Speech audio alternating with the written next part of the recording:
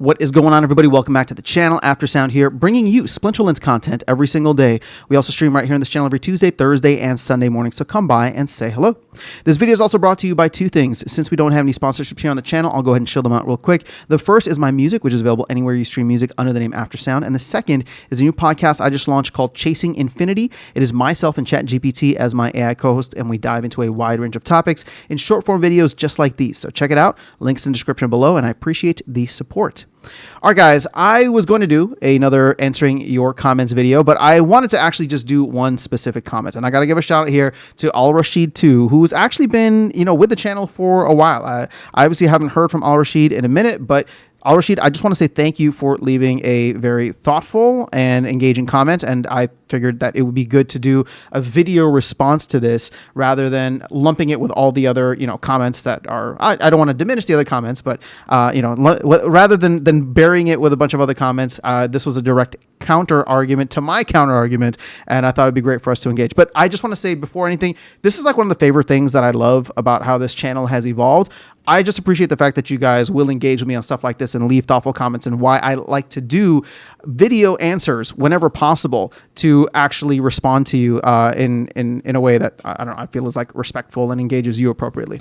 So let me go ahead and read this out from Al Rashid. He says, you left a simple point out. Oh, so hold on. Before we get started, this was the video where I was countering the argument of like, that, things will never be good again and we'll never hit like a bull run and it's just not worth it, right? The assets, the values, like all that stuff is essentially dying.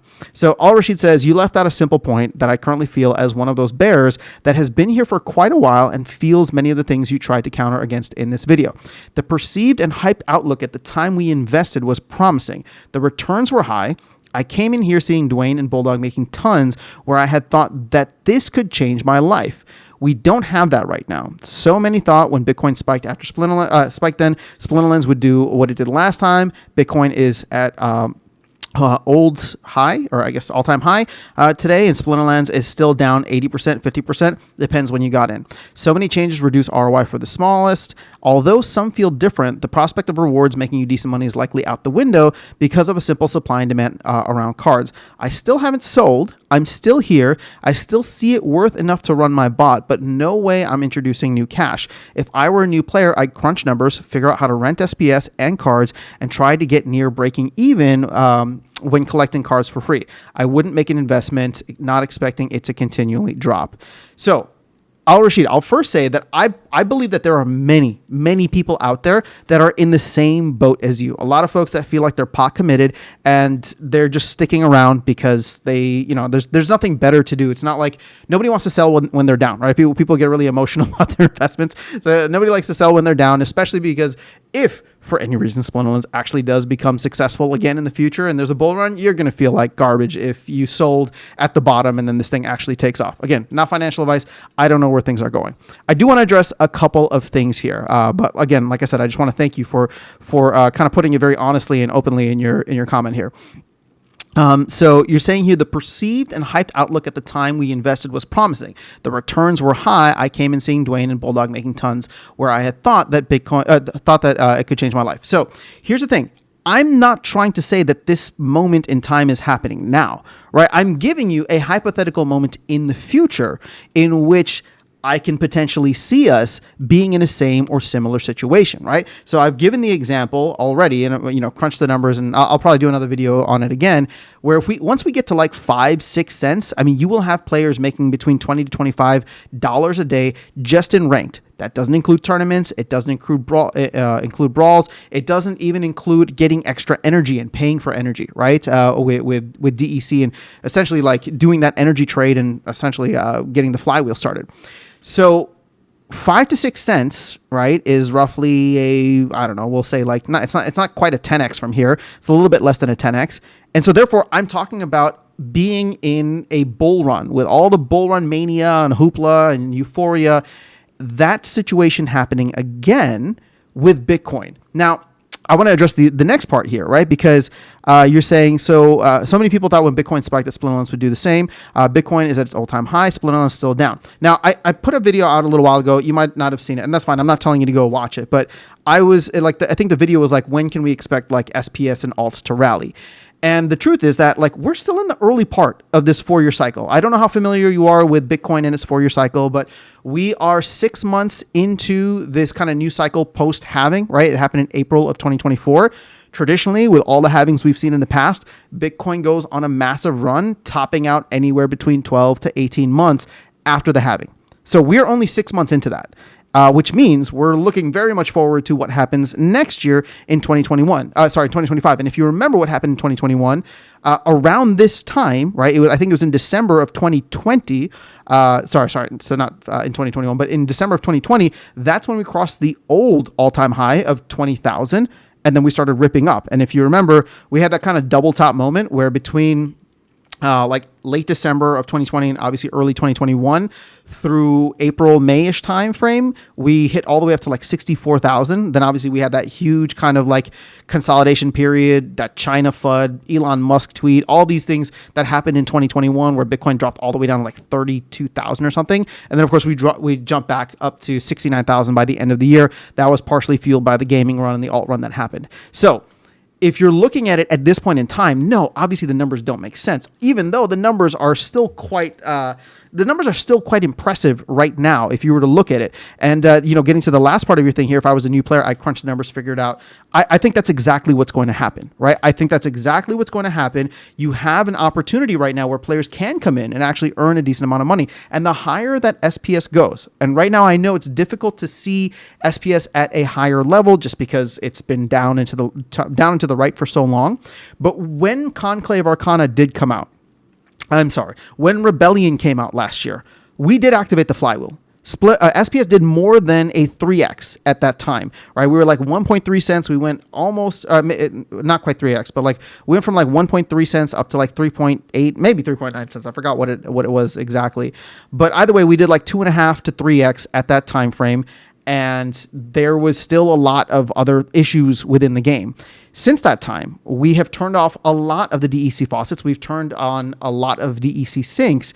And there's no more like infinite DEC that comes from like these cards. There's no more infinite DEC that comes from gladiators. There's a lot of like, we've streamlined so many different processes. So my hope is that if we get the flywheel activated again, which I'm quite confident that we can do, considering that we'll get land 1.75 next year. We'll get hopefully hardcore mode, which will be, something economically. And of course, Conclave Arcana. And here's the thing. I've talked about this at length, but Conclave Arcana is, in my opinion, going to be very interesting to watch because you have a lot of folks who bought heavy on Rebellion and Rebellion's holding its value. So I think you're going to get a lot of people who bought heavy that will have that same confidence. If anything, there might be more confidence. I would venture to guess that all the people who I thought would be buying Rebellion now are probably just holding off until Conclave Arcana. They didn't buy Rebellion and now they're just looking ahead and saying, well, let me just wait for the new set because now I feel confident in cards holding their value because Rebellion proved that it's possible. Rebellion proved that we fixed the issues with Chaos Legion and during the Chaos Legion era. So, I fully expect that to happen in the sense of like lots, a decent amount. And I've talked to the numbers on separate videos, so I'm not going to get into it here. But like, we're talking about 4 to 5 billion DEC potentially just for the pre-sale. So if that does end up happening, I can see SPS getting up to those levels, 2, 3, 4, 5 cents, right? And the higher we go, the more hype there is. Meaning that if like it's a life cycle instead or a life spiral instead of a death spiral, right? And again, all you have to do is remember what happened in 2021. If you were around in 2017, when things get started, people think that there's no top, right? So again, I'm not saying that.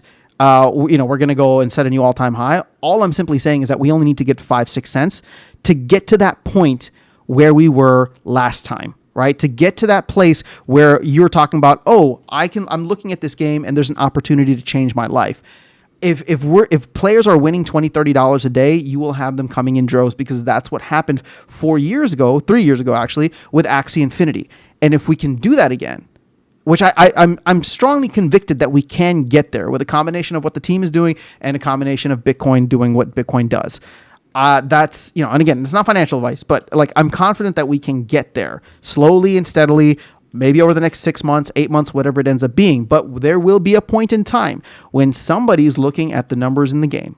And that point even might be now for some folks that are here early, right? There's we even just had a couple new people come through on the live stream over the last couple of days.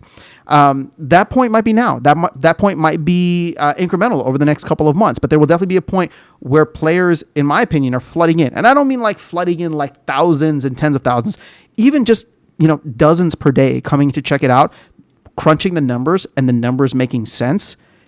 I think you're going to find people that will do that, right? There will be people that will spend the money because they'll run the ROI, and I've seen it with every project that I've watched or gotten involved with, not just Splinterlands. If you remember DeFi Kingdoms, same thing. Step-In was the same thing. I was making content for them all the way back, but it was the same deal. Now, is that sustainable? No, absolutely not. I'm saying it now. It's not sustainable. But what's interesting is that because we've closed off so many of the DEC faucets, my hope is that when we go into the inevitable bear market, it will not be like the last time where we'll have this excess of billions of DEC, right? We might, but hopefully it won't be that case.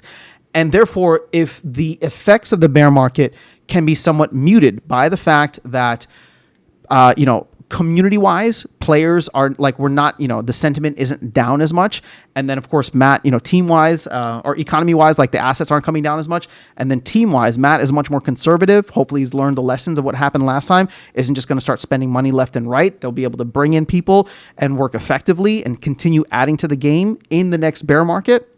I think that could prove to be a very consequential time for the game, right? Let's talk about 2026 to 2028 when they build out land and other game modes and whatever the case is. But we have to get there, obviously, right? We have to get there, and we have to, we have to see how this all shakes out. But like I said, that's all I have. I do appreciate you leaving this comment, and I'm glad. I genuinely am glad I was really actually happy to see your username pop up, because obviously I hadn't seen it in a while. So I'm glad to see that you're still around and that you haven't, felt the need to sell your stuff. I do hope that there will be a point in time when your decision to stick around is vindicated. And just know that, hey man, I'm here too. There's a lot of other folks that are here and are kind of in the same boat, or at least feeling the same way. But there is an optimism, there's an enthusiasm. And if you haven't been following things as closely as I have, since I'm like obsessed with this, then I'll just tell you from my perspective, objectively, there's been a lot of very positive steps. There's been some other things that I don't necessarily agree with, but on the whole, there's been a lot of positive steps. And I do genuinely think we can get to a point where 5-6 cents is possible, and then who knows where things go from there. But that's all I got for you guys in this video. Let me know your thoughts in the comments below. Otherwise, I'll catch you all in the next one and see you around the game. Take care.